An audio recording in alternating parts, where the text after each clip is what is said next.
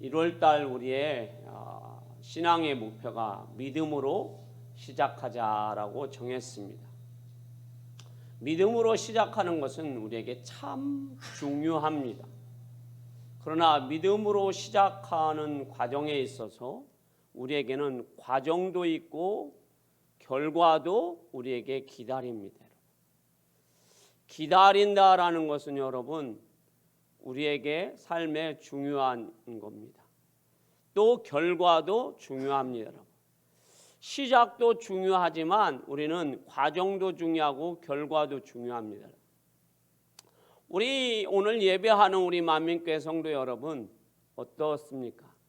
1월 시작하셨는데 여러분 시작하여서 벌써 열흘이 되었습니다.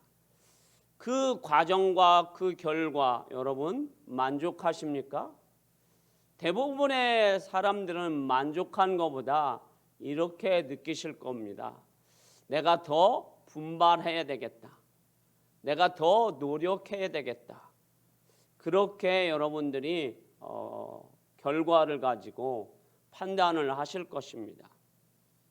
그런데 지금 여러분들의 마음을 가지고 여러분들의 형편을 가지고 믿음으로 내가 산다고 할 때에 1월달 한 달을 사셨을 때 여러분들이 평가할 때 어떤 평가를 하실까요, 여러분?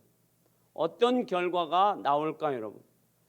지금 여러분들이 열흘을 사셨는데 그 열흘의 평가를 여러분들이 하셨을 때에 만족한 분들은 거의 없을 거라 생각합니다.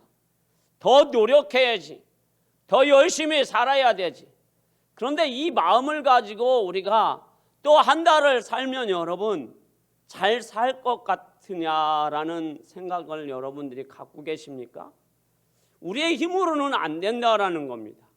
우리의 지혜와 능력으로 안 된다라는 겁니다. 그래서 오늘 하나님께서는 특별히 성령 하나님께서는 우리에게 은혜를 부어주신다라는 거예요. 어떤 은혜를 부어주시냐? 우리의 마음을 새롭게 바꿔주신다라는 겁니다. 할렐루야. 그리고 우리가 하나님의 말씀대로 행할 수 있는 은혜를 부어주신다라고 오늘 본문은 우리에게 말씀해 주고 있습니다. 그러면 오늘 하나님은 특별히 성령 하나님은 우리에게 어떠한 은혜와 어떠한 도움을 주신다라고 말씀하고 있습니까? 성령 하나님은 오늘 우리의 마음을 부드럽게 해 주신다라고 말씀하고 있습니다. 그것이 오늘 본문 26절에서 분명히 말씀하고 있습니다. 자, 오늘 본문 우리 26절을 같이 한번 읽어보도록 하겠습니다. 읽겠습니다. 시작. 또 새 영을 너희 속에 두고 새 마음을 너희에게 주되 너희 육신에서 굳은 마음을 제거하고 부드러운 마음을 줄 것이며. 아멘. 하나님께서는 새 영, 성령을 우리에게 부어주신다라고 말씀하고 있습니다. 그래서 우리의 마음을 돌같은 마음을 부드럽게 해주신다라고 말씀하고 있습니다. 여기에서 굳은 마음은 히브리어로 아벤입니다. 돌이라는 뜻입니다. 여러분 돌 얼마나 단단합니까? 부드러운 마음은 바샤르입니다. 살, 피부를 뜻합니다. 여러분. 그렇습니다. 성령 하나님께서는 돌 같은 우리의 마음을 성령 하나님이 찾아오셔서 우리에게 은혜를 부어주셔서 우리의 마음이 부드러운 살 같은 어린아이 피부 같은 그러한 마음으로 우리를 변화시켜 주신다라고 말씀하고 있습니다. 비유로 하자면 성령 하나님은 봄의 농부와 같은 마음이다라는 겁니다. 자, 봄에 농부는 어떻습니까? 딱딱한 굳어진 돌이 있는 그 밭을 어떻게 하죠? 기경을 합니다. 쟁기나 요즘은 트랙터나 그런 농기구를 가지고 땅을 뒤집어 엎습니다. 그리고 단단한 돌 제거합니다. 딱딱한 그런 밭을 논을 뒤집어옵니다. 그리고 그 속에 아직도 부서지지 않았던 밭을 땅을 다 뒤집고 그리고 부서뜨려서 그 옥토를 아주 부드러운 옥토로 만듭니다. 그 부드러운 옥토는 무엇을 심든지 좋은 열매를 맺습니다. 그렇듯이 우리 성령 하나님은 돌 같은 우리의 마음을 찾아오셔서 부어주신다라는 뜻입니다. 뭘 부어주셔요? 은혜를 부어주신다라는. 그래서 우리의 마음이 부드러운 마음이 된다라는 겁니다. 또 해석을 하자면 부드러운 살은 여러분 뭘 우리가 뜻하느냐 이런 뜻입니다. 여러분. 살은 여러분 만지면 여러분 뭐가 느껴집니까? 뭐가 느껴지죠 여러분? 살을 여러분들이 살짝 한번 만져보세요. 만져지는 촉감이 느껴져요 여러분. 단단한 돌은 여러분 만져도 잘 느껴지지 않을 겁니다. 그러나 부드러운 살은 여러분 한번 만져보세요. 피부로 한번 살짝 만져보세요. 우리 최 장로님도 한번 만져보세요. 만지면 느껴집니다. 이게 여러분 살의 뭐냐면 특징이에요. 여러분. 그러면 이 뜻은 무엇이냐면 내 마음이 살같이 부드러워지면 뭘 느껴지느냐면 상대방의 마음을 우리가 느껴진다라는 겁니다. 할렐루야. 상대방이 왜 나에게 저런 말을 했을까? 상대방이 왜 저렇게 울고 있을까? 상대방이 왜 저렇게 슬퍼할까? 그것이 느껴진다라는 거예요. 돌 같은 내 마음을 갖고 있으면 상대방이 울고 있어도 슬퍼해도 괴로워해도 뭘 하지 못합니까? 느껴지지 못합니다. 그러나 부드러웠다면 뭘 반드시 느낌이 온다라는 거예요. 그 뜻은 오늘 여러분에게 계속 말씀드리지만 성령 하나님이 우리에게 찾아오셔서 돌 같은 우리의 마음을 부드럽게 해주셔서 우리가 느끼면서 살 수 있도록 은혜를 부어주신다라는 거예요. 그 부어주시는 것을 로마서 5장 5절에 분명히 말씀하고 있습니다. 우리 로마서 5장 5절 말씀을 같이 한번 읽어보도록 하겠습니다. 자, 읽어보겠습니다. 시작. 소망이 우리를 부드럽게 하지 아니함은 우리에게 주신 성령으로 말미암아 하나님의 사랑이 우리 마음에 부은 바 됨이니. 아멘. 성령 하나님이 우리의 마음, 돌 같은 마음을 부어주셔서 우리의 마음이 어떤 마음이 되게 해주신다고요?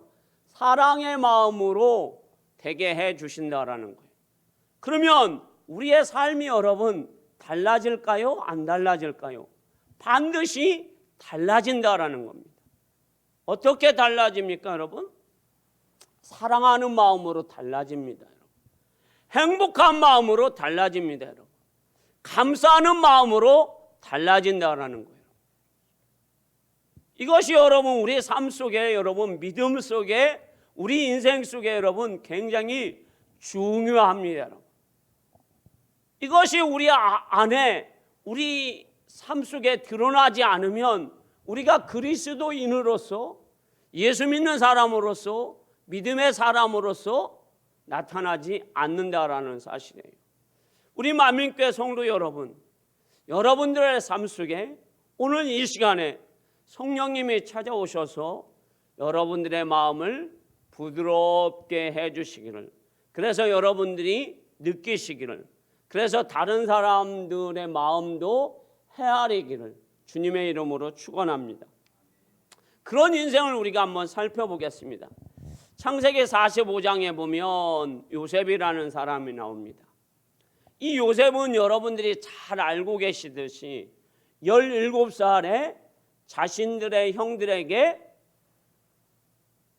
동굴에 굴 속에 집어 넣음을 당합니다. 여러분. 너는 여기서 죽어라 하고, 그리고 난 후에 그 형들이 거기에서 꺼내서 애굽에 팔아버립니다.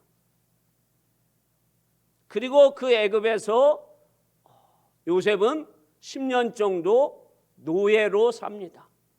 그냥 노예가 아니죠, 여러분. 쇠고랑을 차고 개 짐승처럼 일만 하면서 10년 정도 삽니다. 그리고 2년 정도 깊은 감옥에서 살게 됩니다. 그러면 여러분, 17살의 인생에서 가장 예민할 때에 형들에게 버림을 당하고 형이 팔고, 그리고 억울하게 옥살이를 하고, 그리고 인생의 쓴맛 단맛을 다 경험한 요셉의 인생이 여러분 어떤 인생이었을 것 같아요, 여러분? 지금 우리가 가정에서도 자녀가 하나 둘인데도 불구하고 그 자녀들을 최선을 다해서 부모들이 힘써서 애써서 키워도 사춘기 때 이상한 아이들이 얼마나 많아요. 그런데 자신들의 형제들에게 버림받고, 그리고 얼마나 많은 고통 속에 살았어요. 그런데 그 요셉이 여러분 어떻게 여러분 인생을 살아가는 것을 우리가 보게 되잖아요. 그 요셉이 여러분 자기를 그렇게 했던 형들을 애굽에서 만났을 때에 어떻게 합니까, 여러분? 다 용서합니다. 그리고 다 포용합니다. 그리고 다 감싸 안읍니다. 그래서 요셉은 여러분 행복한 그런 삶을 삽니다. 자기뿐만 아니라 자기의 온 가족과 조카들까지 행복하게 살게 해주는 것을 우리가 볼 수 있습니다, 여러분. 그 삶이 여러분 증오와 원망과 살인하고 싶은 충동으로 살 수밖에 없는 그 인생이 여러분 다 포용하고 다 감싸 안고 다 행복으로 이끄는 요셉의 인생을 볼 수가 있어요. 그런데 그 요셉의 인생이 여러분 그렇게 될 수밖에 없었던 것은 뭐예요, 여러분? 자, 먼저는 한번 우리가 말씀을 한번 살펴보겠습니다. 요셉의 자신들의 형제들을 만났을 때 요셉이 어떤 고백을 하는지 창세기 45장 3절에서 5절 말씀입니다. 자, 우리 한번 읽어보겠습니다. 시작. 요셉이 그 형들에게 이르되 나는 요셉이라 내 아버지께서 아직 살아계시니까 형들이 그 앞에서 놀라서 대답하지 못하더라.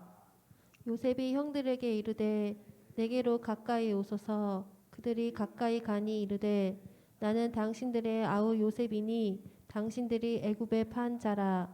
당신들이 나를 이곳에 팔았다고 해서 근심하지 마소서. 한탄하지 마소서.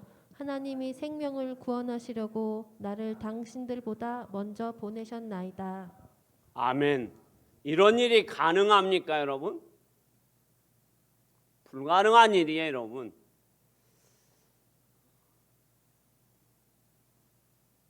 저는 요즘에 인터넷 뉴스를 목사라서 종종 봅니다. 그런데 세상에 많은 사람들이 부모에게 또 형제들에게 버림을 받고 살았던 사람들이 어떻게 사는지를 우리가 대충은 압니다, 여러분.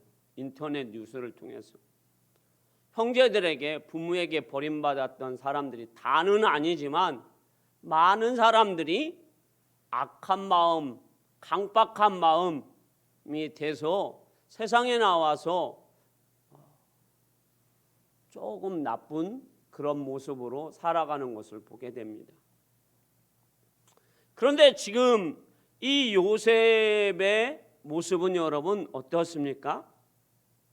지금 요셉의 모습은 아주 정상적인 모습이 아니라 정상을 뛰어넘는 모습이에요, 여러분. 형들이 지금 요셉을 만나서 자신이 요셉이라고 하자 지금 두려워합니다. 무서워합니다. 그런데 이건 두려워하고 무서워하는 것이 성경에서는 어떻게 표현되지 못하지만 제가 볼 때는 이제 그 형들이 내가 오늘 죽었구나, 내 동생 요셉에게 죽었구나가 아니라 애굽의 총리에게 내가 오늘 죽었구나, 내가 어떻게 죽을까, 사지 육신이 찢겨서 죽을까 하고 그들은 그런 두려움에, 아니면 사자밥이 되어서 저 요셉 총리에게 죽음을 당할까, 그런 두려움이 있었을 겁니다. 그런데 요셉은 그런 형들을 보고 가까이 오셔서 형님들, 그리고 한탄하지 마소서, 하나님이 우리의 생명을 보존하려고 나를 먼저 보냈습니다. 그러면서 45장 또 43장 1, 2절을 보면 요셉이 자기의 형들을 만나고 그 형들과 얘기하면서 감정이 막 일어납니다. 어떤 감정이 일어납니까? 너무 그 형님들이 자기의 아버지를, 자기의 동생을 보고 싶어서, 그리고 다 용서한 마음이 있어서 그들을 봤을 때 방송되고 그럽니다. 그의 울음소리가 얼마나 컸던지 왕궁에 들릴 정도로. 그래서 바로 왕도 알 수 있도록 그렇게 요셉이 울게 됩니다. 이런 모습이 여러분 가능한 이유는 뭐예요, 여러분? 자, 창세기 41장 38절에서 바로가 이렇게 요셉을 총리로 세울 때에 이렇게 고백합니다. 자, 한번 우리 읽어보도록 하겠습니다. 읽습니다. 시작. 바로가 그의 신하들에게 이르되 이와 같이 하나님의 영에 감동된 사람을 우리가 어찌 찾을 수 있으리요 하고. 아멘. 하나님의 영에 감동된 사람이라고 합니다. 자신이 하나님의 영에 감동됐다고 얘기하지 않습니다. 누가 감동되었다고 얘기합니까? 바로 하나님을 알지 못하는 바로, 그가 요셉이 하나님의 영에 감동됐다고 합니다.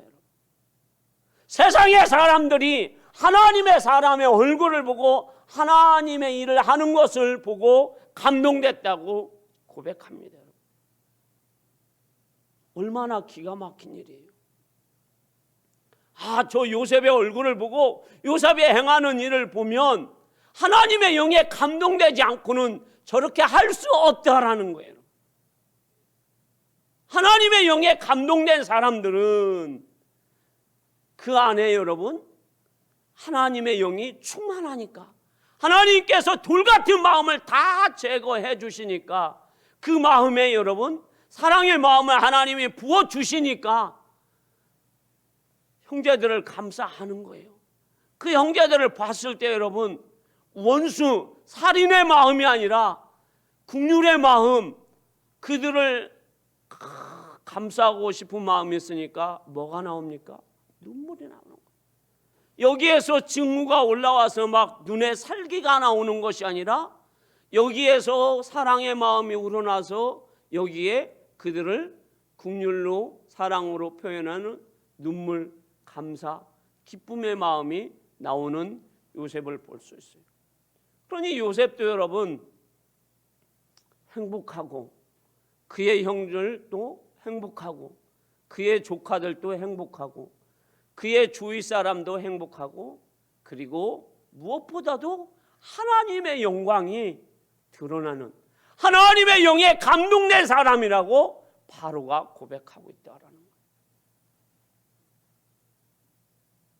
요셉은 하나님의 영에 감동된 사람입니다.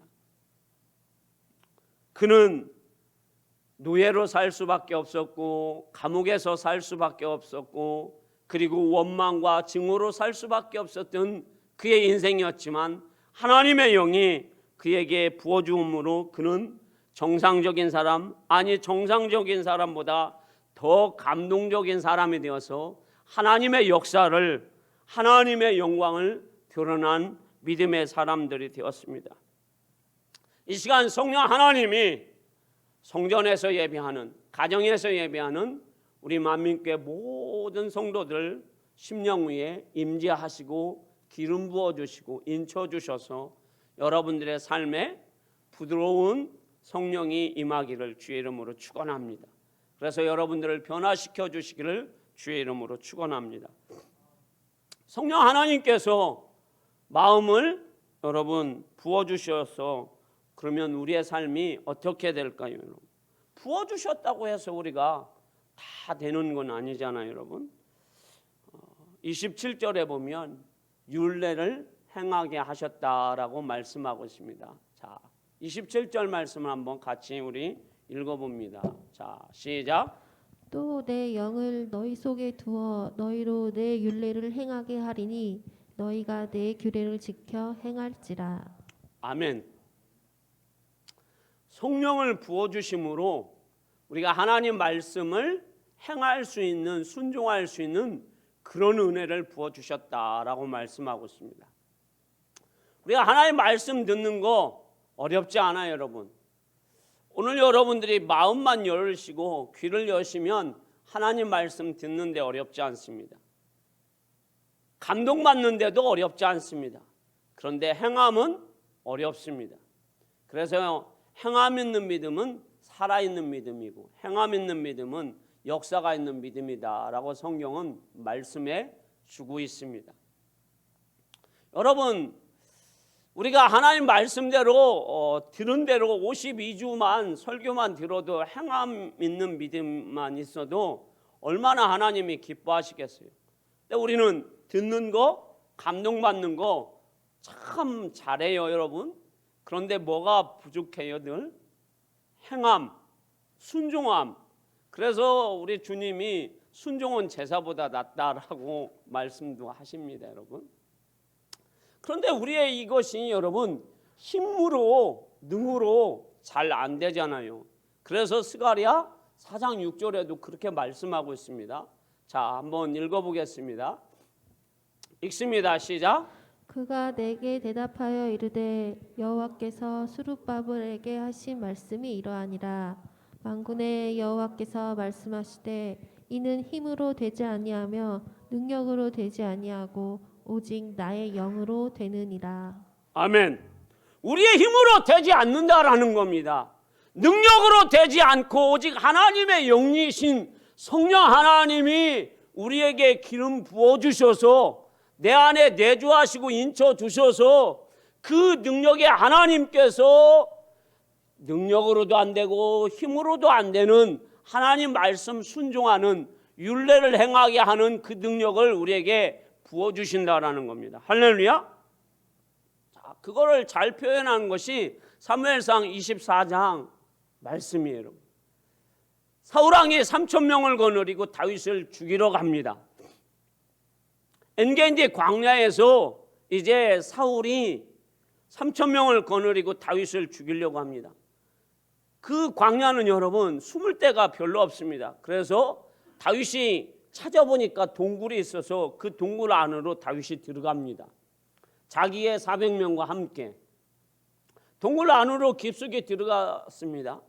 이제 사울왕이 찾다가 보니까 사울도 먹고 또 급한 볼 일이 있습니다. 그래서 동굴 안으로 들어가서 급한 볼 일을 봅니다. 힘을 줍니다. 그 때에 동굴 안에서 다윗이 사울을 죽일 수 있는 절호의 기회를 얻습니다. 머뭇거리고 있자 다윗의 동료들과 다윗의 부하들이 이렇게 얘기합니다. 하나님이 다윗 당신에게 사울을 죽일 수 있는, 원수를 죽일 수 있는 절호의 기회를 주었습니다. 그러니 죽이십시오. 한 방이면 됩니다. 그러면 다윗이 당신이 죽이기를 꺼려 한다면 제가 죽이겠습니다 라고 부하들이 다윗을 재촉합니다. 그때에 다윗이 뭐라고 합니까? 하나님 말씀을 가지고 이렇게 고백합니다. 나는 여호와의 기름 부음 받은 종을 죽일 수 없다.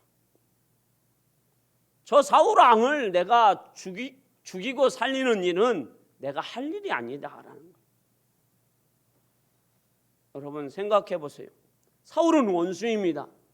자기가 잘못해서 원수가 아니라 사울이 시기와 사울이 욕심이 사울이 자신이 분노와 욕심으로 가득 채워서 다윗을 죽이려고 하는 거예요, 여러분. 다윗이 죽지 않으면 사울은 계속하여서 쫓아다니는 거예요. 하루 이틀 쫓아다니는 것이 아닙니다. 십수년 이상 쫓아다니는 겁니다. 이때에 여러분 다윗이 얼마나 여러분 도망가는 일이 힘들겠습니까?